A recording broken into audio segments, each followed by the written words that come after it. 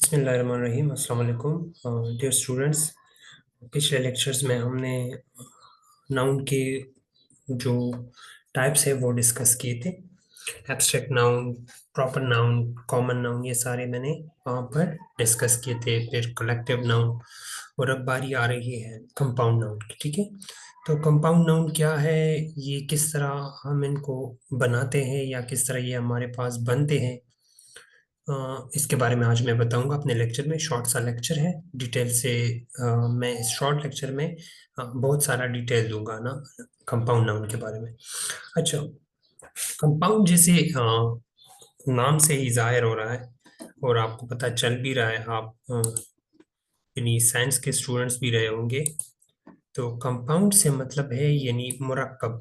मुरक्कब से मेरा मतलब है दो या तीन चीजों से मिलकर जब एक चीज बनती है ना, तो उनको कहते हैं कंपाउंड। ठीक है, यानी अगर आप साइंस में ले ले तो दो यानी उसको एटम्स को इकट्ठा करके हम एक एलिमेंट बनाते हैं या कोई और कंपाउंड वगैरह बनाते हैं, या फैक्ट्रीज वगैरह में कोई रॉ मटेरियल इकट्ठा करके हम कोई और इस्तेमाल वाली चीज बनाते हैं जो हम इस्तेमाल करते हैं, उसको कंपाउंड कहते हैं। ठीक है,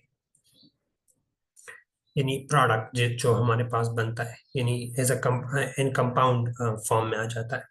अच्छा, तो कंपाउंड नाउन क्या चीज है? ठीक है, कंपाउंड नाउन यानी जब दो या दो से ज्यादा वर्ड्स इकट्ठे हो जाते हैं और हम इनको इकट्ठा प्रोनाउंस करते हैं, लिखते हैं, तो उन वर्ड्स को कहते हैं हम कि कंपाउंड नाउन है। क्या है? कंपाउंड नाउन है। अभी कंपाउंड नाउन बनता किस तरह है?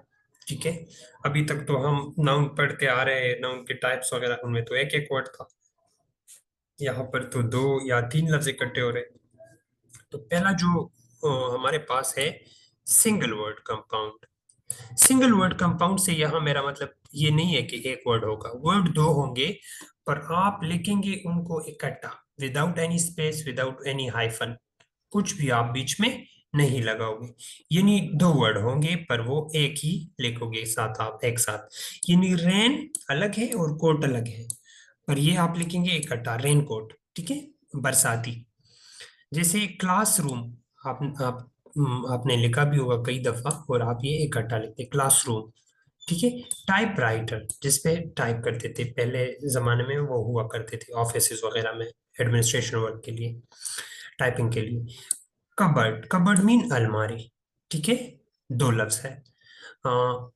होमवर्क, ठीक है, ये भी हम एक सिंगल वर्ड में लिखते हैं पर लफ्ज है दो। तो ये सिंगल वर्ड कंपाउंड थे। अच्छा, और भी है, मैंने कुछ काफी कम इधर जो है ना वो एग्जाम्पल के तौर पे लिए हैं, आपको भी पता होगा, और भी है। कंपाउंड हैविंग एन एडजेक्टिव, जब कंपाउंड के साथ यानी जब एक नाउन के साथ हम एडजेक्टिव लगाते हैं, तो यानी जब हम बोलते हैं और वो काफी आम हो जाता है उसके साथ, यानी green tea, black T, green tea हम कहते हैं ना।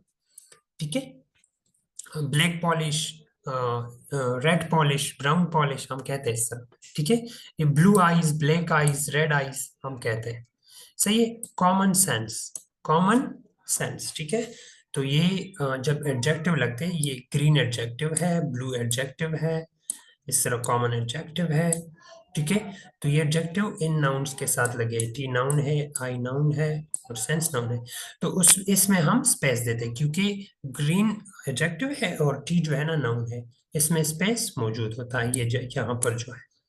अच्छा, कंपाउंड विद एडवर्ब पार्टिकल्स, जब हम एडवर्ब पार्टिकल्स लगाते हैं तो किसी दूसरे वर्ड के साथ, या आप कह सकते हैं कि जब हम दो वर्ड को इकट्ठा करते हो, इनमें एक एडवर्ब होता है, तो उन वर्ड को हम कहते हैं, या यस, उन वर्ड्स को हम कहते हैं कि ये कंपाउंड नाउन है।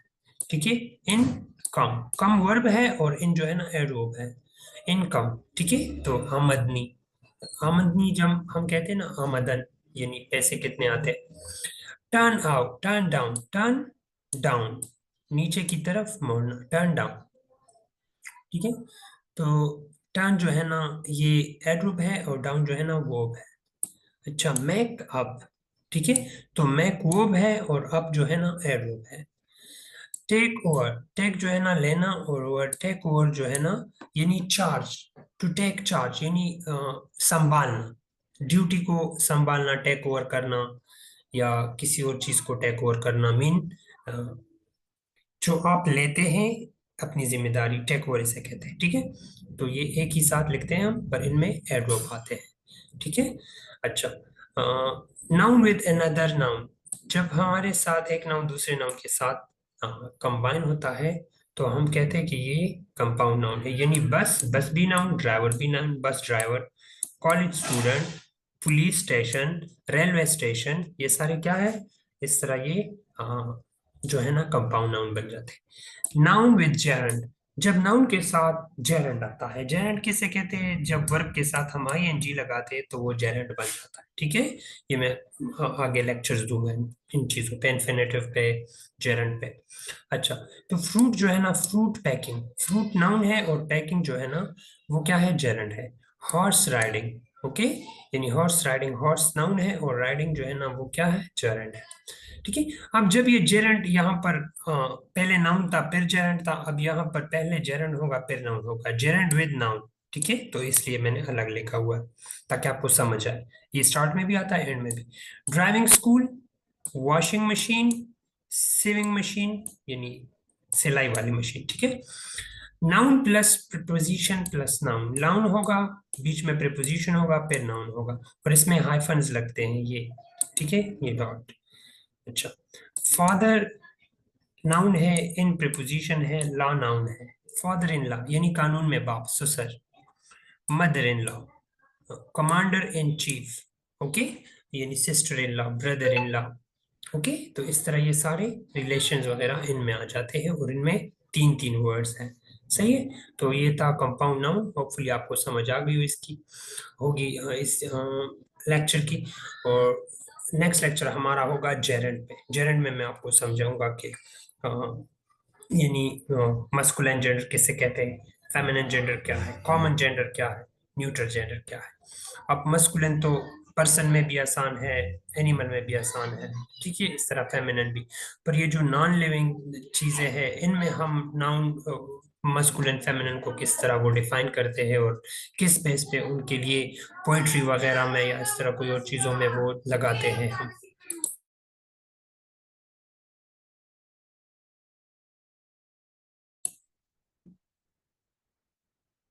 अच्छा, तो ये हम नॉन लिविंग थिंग्स को किस तरह कैटेगराइज करते हैं कि इसको हमने फेमिनिन बनाना है या मस्कुलिन बनाना है। फॉर एग्जांपल मैं सन लेता हूँ ना, तो सन को अभी मैं मस्कुलिन कहूंगा या फेमिनिन कहूंगा, या मून लेता हूँ तो उसको हम फेमिनिन लेंगे या मस्कुलिन लेंगे, तो ये किस बेस पे हम लेंगे, क्या रूल्स है, ये सारा कुछ मैंने उधर समझा है।